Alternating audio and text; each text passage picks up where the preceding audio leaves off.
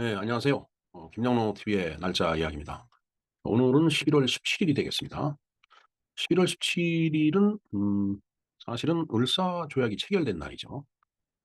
그 을사조약 체결에 그 찬성을 했던 5명의 그 이제 매국노를 우리가 을사오적이라고 하죠. 오늘 을사오적 뒤에는 어, 그렇게 하라고 시켰든지 아니면은 그렇게 흘러가도록 뭐 조장을 했든지 아니면 그렇게 흘러가라고 방치를 했든지 어, 그런 더 그 질적으로 나쁜 그런 그 인물이 이제 있는 것은 당연한 얘기죠. 예. 뭐 누구라고 얘기 안 해도 여러분들 다 잘 아시겠지만은 을사조약이 체결된 그날 을사 오족이라고 해서 그 5명의 그 이제 조약 체결에 그 찬성했던 사람들을 우리가 이제 지칭을 하고 있죠. 그것이 안타까워서 그랬는지 모르겠는데 오늘 또 순국선열의 날이기도 합니다. 을사조약이 체결돼서 비분관계해서 또 뭐 목숨을 끊은 사람들도 있어요. 또 의병도 이제 일으키고 또 독립투쟁을 하기 위해서 이제 군자금을 모았던 사람들도 있고 그다음에 만주로 가서 거기서 군대를 조직해서 싸웠던 그런 분들도 이제 계십니다. 뭐 그런가 하면은 안중근 의사 같은 경우는 이제 그 이토 히로부미를 이제 쏴서 이제 저격을 하죠. 하여튼 그런 참 뭐라 그럴까 굉장히 의미심장하고 마음이 또 착잡하고 또 이런저런 모든 상황이 그냥 복잡하게 돌아가는 그때 그 상황을 생각하면 오늘도 역시 머릿속이 그렇게 잠잠하지만은 못한 것 같습니다. 그리고 제가 얼마 전에 한 달 전쯤에 이제 그 중국을 잠깐 다녀온 적이 있었는데 어 그때 그 인제 안중근 의사가 인제 그 사형 판결을 받고서 인제 사형이 집행이 됐던 그 여순 감옥을 좀 다녀온 적이 있었습니다. 그 여순 감옥에서 인제 그 그러니까 우리나라 인물을 이렇게 그 별도로 이렇게 그 흉상을 이렇게 제작을 해서 또 그때 당시의 상황을 갖다 이렇게 설명해 놓은 그런 그 역사관이 있더라고요. 거기서 뵌 분이 이제 3 분이 계시는데 바로 조금 전에 말씀드렸던 그 안중근 의사의 흉상이 있었고 그다음에 단재 신채호 선생의 또 흉상이 있었습니다. 그리고 인제 세 번째 본 흉상이 이회영 선생의 그 흉상이었습니다. 근데 오늘 11월 17 일이 그 이회영 선생께서 인제 유명을 달리한 그 인제 날이죠. 1932년 11월 17일 날 이회영 선생이 뭐 비분관계해서 어 그야말로 인제 그 우리 조선의 독립을 위해서 이렇게 애쓰다가 결국은 인제 돌아가셨죠. 예. 예 그래서 인제 이 이혜영 선생의 이분 관계로 인한 그런 그 죽음이라고 할까? 그런 것들을 우리가 생각해 보는 차원에서 오늘 이혜영 선생에 대해서 또 좀 우리가 알아보고 여러 가지 사항을 말씀을 좀 드려 볼까 합니다. 그리고 어 한 달 전에 다녀왔던 그 인제 중국 만주 압록강을 따라서 인제 두만강까지 쭉 올라가는 그 역사 유적에 대해서도 우리가 공부를 했었는데 그 역사 유적을 찾아가고 그다음에 어 우리 민족의 영산인 그 백두산을 인제 한번 보러 갔었던 그런 어떤 견학에 대해서 간략하게 또 말씀을 좀 드려 볼까 합니다. 예 민족의 영산이라고 얘기를 했지만은 그것을 우리의 영토인 북한을 통하지 못하고 중국 영토인 만주를 통해서 올라갔다 왔다라는 게 참 어찌 보면은 이 분단 민족, 분단 국가의 또 하나의 슬픔이 아닌가 이런 생각을 해 봅니다. 네 그러면은 이혜영 선생 그리고 순국선열의 날 그다음 을사오적에 대해서 우리가 간략하게 한번 내용을 알아보는 것으로 하겠습니다. 네 일단은 을사오적에 대해서 먼저 이야기를 좀 드려야 될 것 같습니다. 자 오늘이 사실은 조약, 을사보호조약 옛날에는 을사보호조약이라고 그랬어요. 그랬습니다. 저희 어렸을 때는. 근데 을사조약으로 됐다. 요새는 을사늑약이라고 얘기를 하고요. 이 늑약이라고 하는 것은 강제로 체결됐다라는 그런 얘기죠. 음 그 조약이 체결된 날이 바로 1905년 11월 17일 오늘이에요. 안타까운 날이죠. 예. 지난해에도 그 을사조약 체결에 대해서 인제 한번 방송을 해 드렸는데 그 을사조약을 체결하는 데 찬성했던 인제 그 관료들이 있죠. 그래서 그 인제 5명의 그 관료로 을사오적이라고 우리가 인제 표현을 하고 있습니다. 한번 보겠습니다. 누구누구인지. 학부 대신 이완용 47 살이었었네요. 나중에 이제 후작이 됐죠. 후작의 자위를 받은 거예요. 그다음에 조선총독부 중추원 고문 겸 부의장을 지냈고 그다음에 군부 대신 이근택. 군부 대신하면 국방부 장관 같은 거. 학부 대신은 교육부 장관 같은 거고. 근데 그 이근택이 40 살이에요. 자작의 자위를 받았습니다. 그다음에 조선총독부 중추원의 고문을 지냈고 내부 대신 이지용 35 입니다. 백작의 자위를 받았고 역시 충청 고문을 지냈네요. 외부 대신 박재순은 47세인데 자작에 자기를 받았습니다. 역시 충청 고문을 지냈고요. 그다음에 농상공부 대신 권중현 51살인데 자작으로서 충청 고문을 지냈습니다.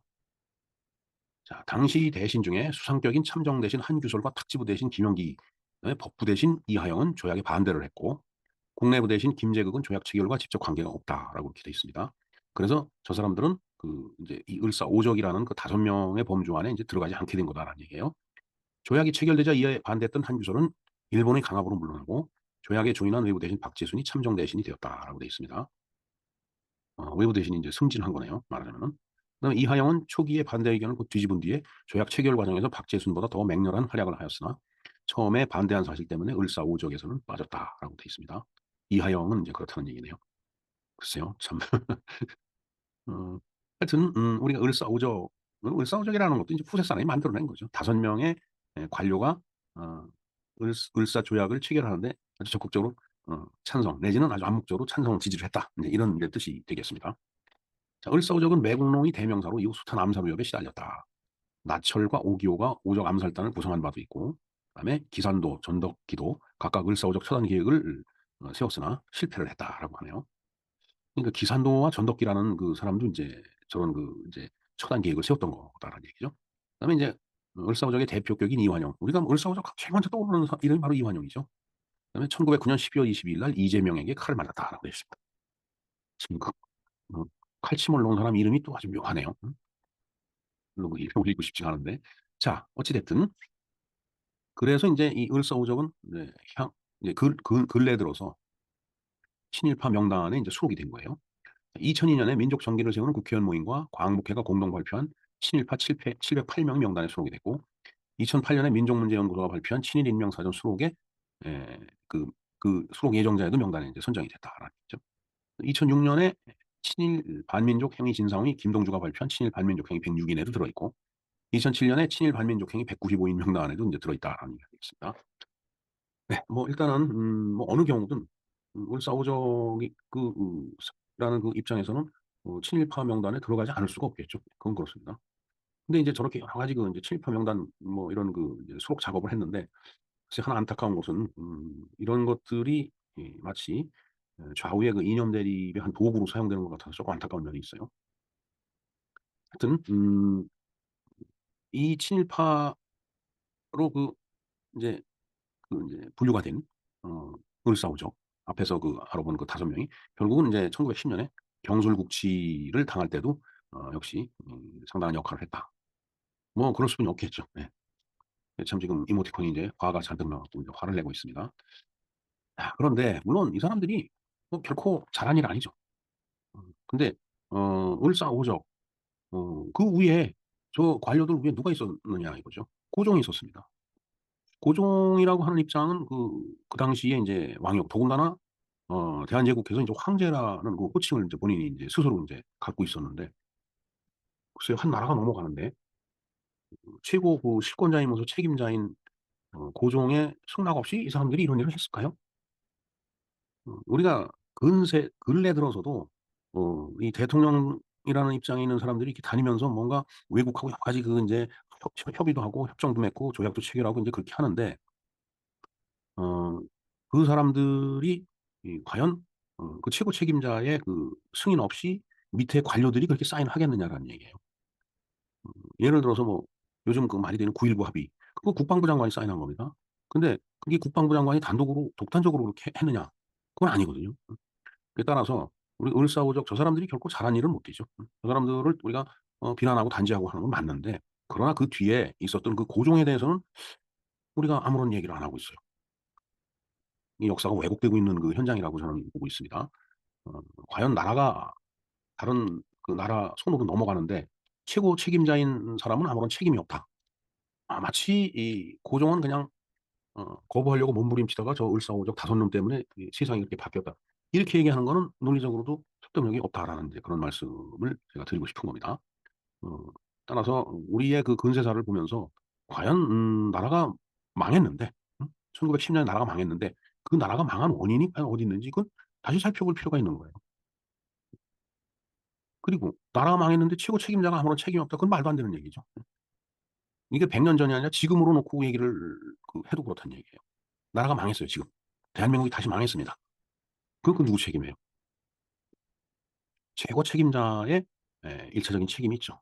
물론 뭐 어 국민 모두가 책임이다 이렇게 얘기하면서 희석시킬 수 있겠지만 어찌 됐든 역사책에는 어떻게 써야 그게 옳은 거냐라는 얘기죠. 그래서 지금 을사오적 해 놓고 저렇게 을사오적이라고 하는 사람만 비난하는 건 잘못된 태도가 아닌가 저는 그렇게 봅니다. 따라서 나라가 망했을 때는 그 나라가 망하게 한 그 원인을 철저히 규명해 갖고서 역사적으로 심판을 해야 됩니다. 그래야지 그다음에 또 그런 놈이 안 나오죠. 아무리 어 최고 권력가라고 하더라도. 그러니까 지나간 시절에 나라 팔아먹은 사람을 단죄하지 않고 내버려 두니까 또 나라 팔아먹는 놈이 또 생기는 거예요. 또 나오는 거라. 그런 얘기가 되겠습니다. 가만히 생각해 보면 좀 분개스럽지 않나요? 예.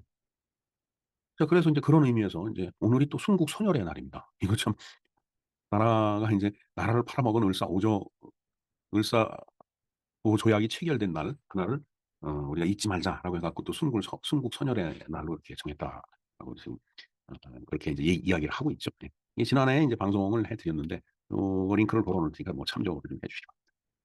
자 그다음에 오늘이 바로 어 독립운동을 위해서 아주 애를 썼던 독립투사 이혜영 선생이 유명을 달리한 날이 되겠습니다. 이혜영 선생이 1867년 4월 20일 양력입니다. 음력으로 3월 17일 날 태어나서 1932년 11월 17일 바로 오늘 유명을 달리했네요. 자 뭐 이혜영 선생 여러분들 다 잘 아실 거예요. 한번 그 일대기를 좀 보겠습니다.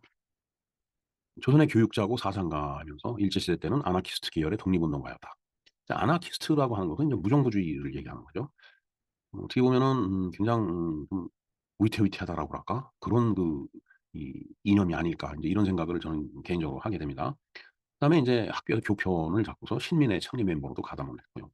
그다음에 북간도에 서전서족을 설립해서 여기서 인제 뭔가 그 교육도 시키고 그다음에 무원학교를 설립해서 독립군도 양성하고 또 군자금도 모금하고 이런 일을 했던 겁니다.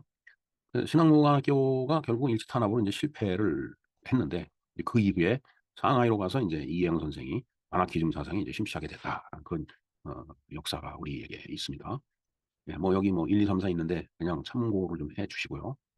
결국은 이 마지막 줄을 보면은 이 1932 년에 상하이 항구에서 한인 교포들의 밀부로 체포돼 갖고 고문받고 옥살을 했다. 이렇게 되어 있습니다.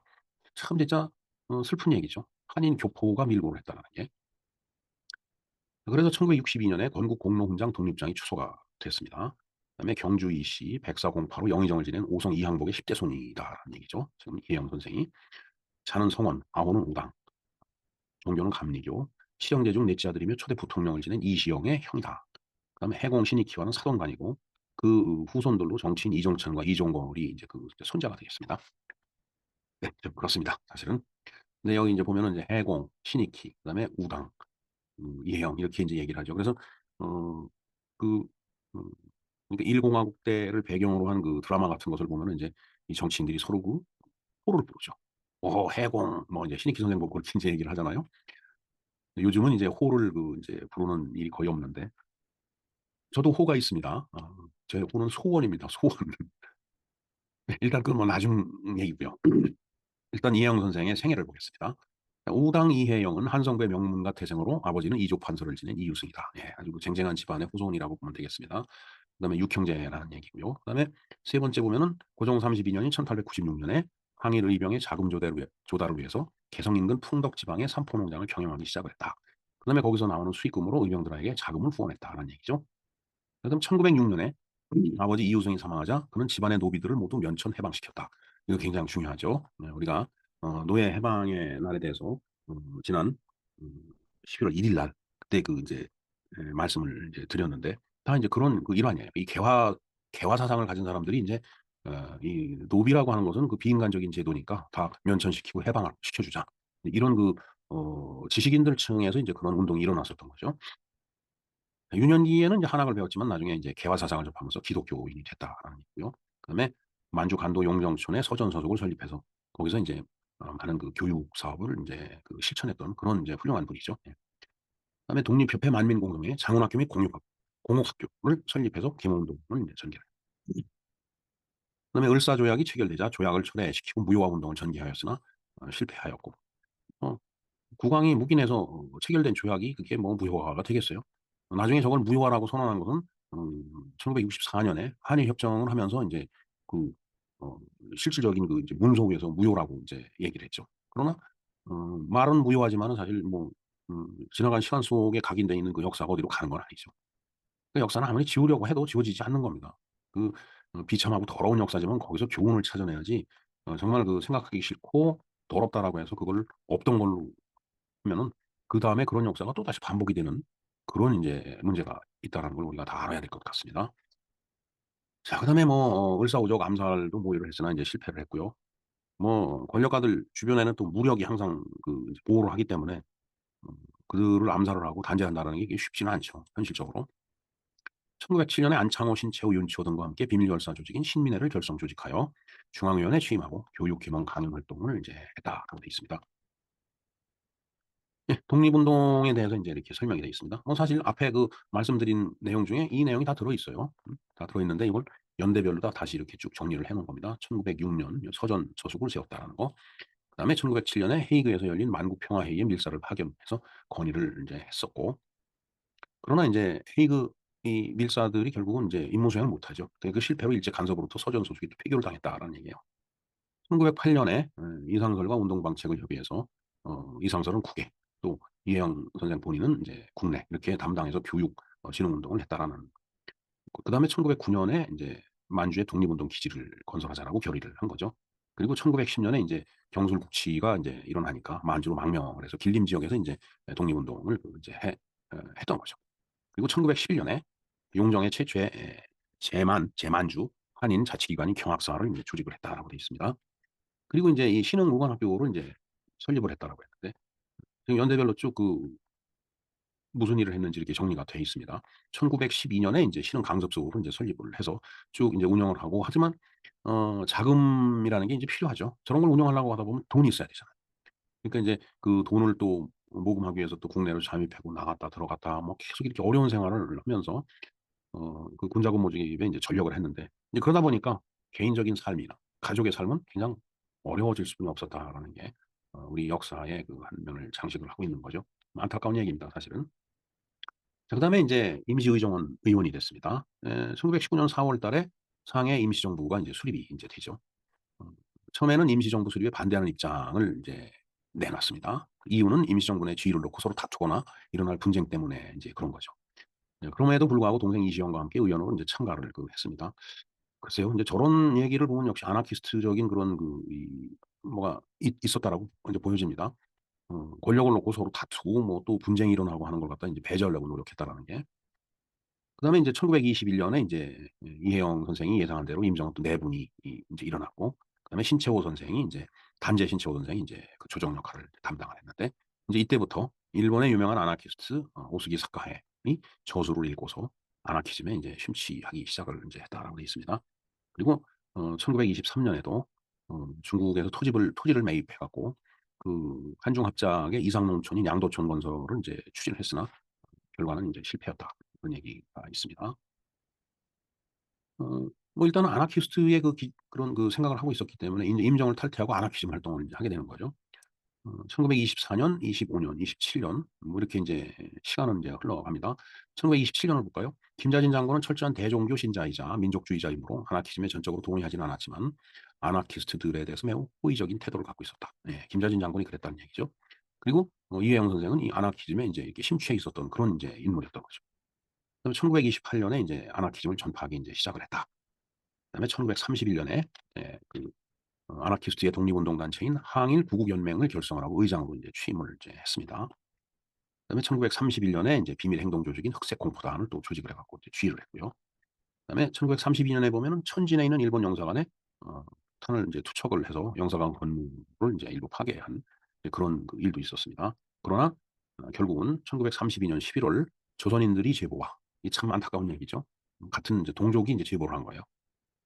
그다음에 일본 밀정의 첩보, 그다음에 그와 사상이 달랐던 조카 이규서 등의 밀고로 이동 중에 대련에서 인제 체포가 돼서 수감이 이제 돼서 혹독한 고문을 이기지 못하고 인제 옥살을 했는데 그때 나이가 65 세였다라는 얘기가 되겠습니다.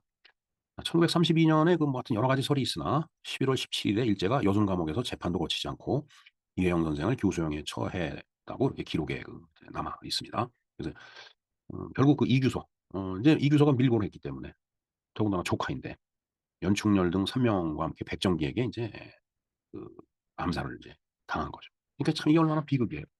나라를 뺏기니까 거기서 또 이 양분돼 갖고서 서로 밀고를 하고 밀고를 했기 때문에 또 응징을 해야 되고 결국은 같은 피를 나눈 동족끼리 서로 죽이고 죽는 그런 비참한 결과를 이제 초래하게 된 거죠. 그렇기 때문에 나라를 잃어서는 안 되는 겁니다.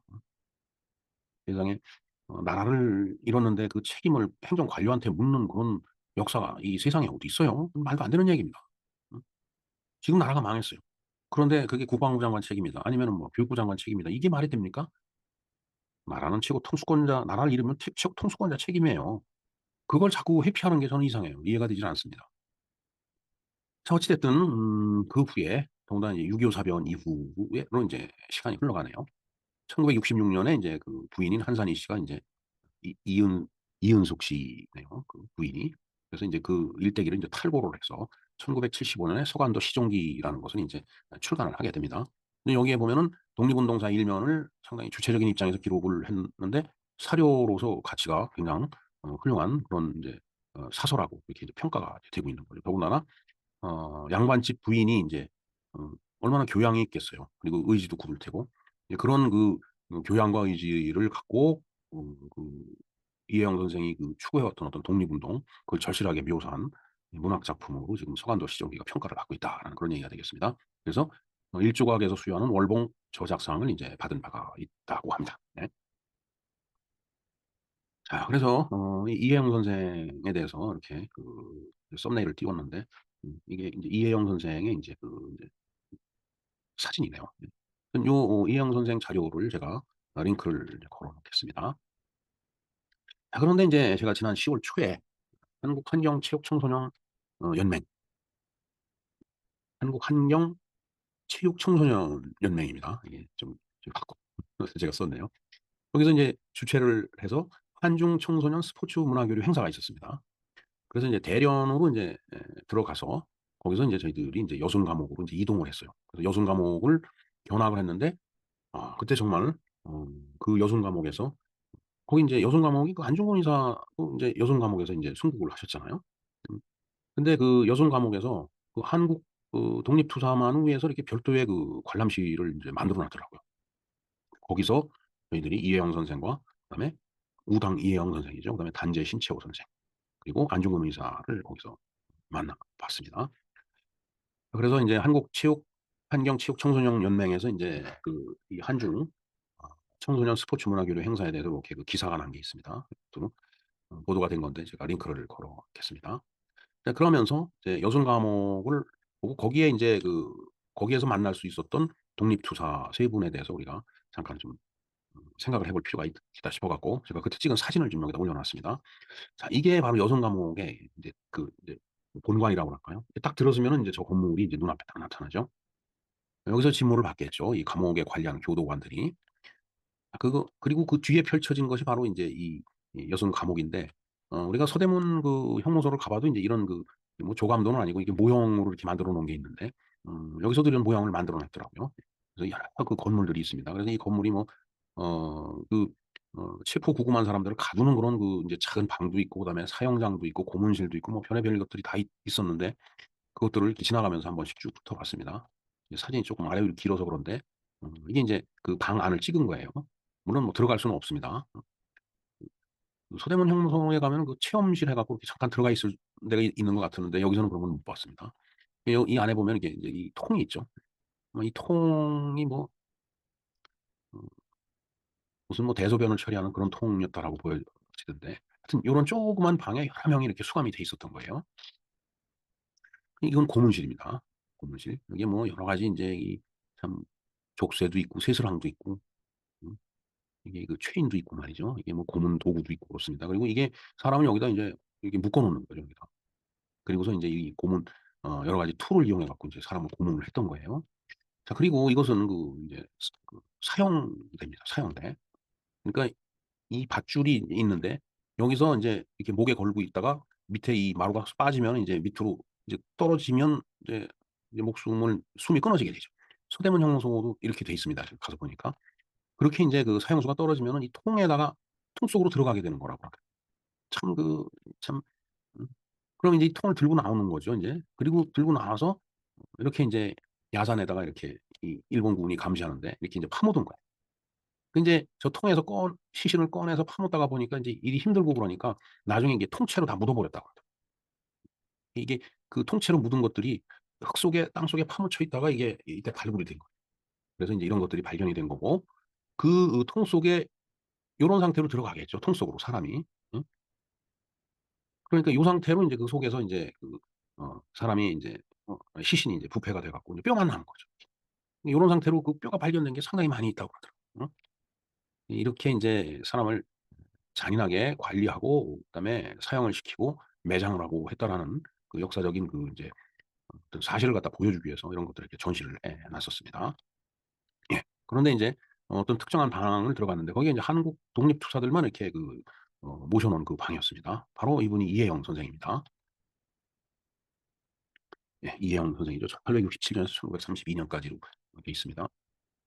그래서 아까 썸네일 사진에서 봤던 인상과 어떤지는 모르겠습니다만은 이게 인제 이혜영 선생이라고 이제 중국에서 인제 이혜영 선생을 이렇게 흉상을 만들어서 이렇게 전시를 해 놓은 겁니다.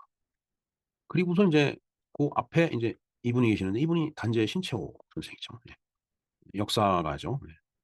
"역사는 아와 비아의 투쟁이다."라고 아주 유명한 그 인제 말을 남기셨는데 이게 단재 신채호 선생의 흉상이 되어 있습니다. 예 신채호. 1880 년에 태어나서 1936 년에 인제 유명을 달리했네. 자 그리고서 인제 또 한 분의 흉상이 인제 있었습니다. 바로 안중근 의사의 흉상입니다. 안중근 1879 년에서 1910년. 예 이토 히로부미를 인제 하얼빈역에서 저격을 했고 이 여순 감옥에 와서 인제 여기서 재판받고 여기서 인제 그 순국하게 된 그런 가슴 아픈 역사가 있습니다. 그래서 안중근 선생의 의사에 대한 그 일대기를 갖다 이 사람들이 전부 이렇게 정리를 해 놨더라고요. 네.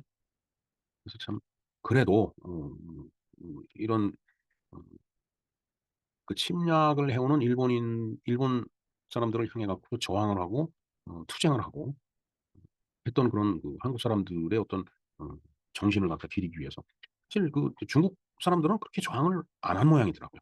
그때 당시에. 이 이런 식으로 인제 활동을 못 했던 걸로 저는 얘기를 들었습니다, 중국 사람들이. 물론 뭐 그들이라고 해서 저항을 안 한 건 아니겠지만은 정말 어 그 무기를 갖고 인제 막 저항을 하고 싸우면서까지 그렇게 인제 활동한 사람들이 중국에는 별로 없는 모양이에요. 그래서 그런지는 모르지만은 이렇게 안중근 선생을 이렇게 크게 기리는 거를 봤습니다. 예. 예 이렇게 인제 쭉 이영 선생의 일대기를 보고 그다음에 을사오적에 대해서도 우리가 알아봤고요. 그다음에 순국 선열의 날에 대해서도 알아봤습니다. 그리고 오늘이 또 세계 학생의 날이라고 하더라고요. 세계 학생의 날은 이제 유학생들을 위한 날로 저는 기억을 하고 있습니다. 네 이렇게 이영 선생의 일대기도 보면서 그다음에 여순 감옥에서 만났던 애국 흥국 열사 세 분에 대해서도 독립투사 세 분에 대해서도 우리가 한번 좀 알아봤습니다. 네. 어딘지 모르게 마음이 좀 이제 차분해지면서 정말 피분 강경함도 느껴지는 이제 그런 날 바로 오늘 11월 17일 이영 선생이 유명을 달리하신 그 날이 되겠습니다. 네. 김영록 TV의 날짜 이야기였습니다. 감사합니다.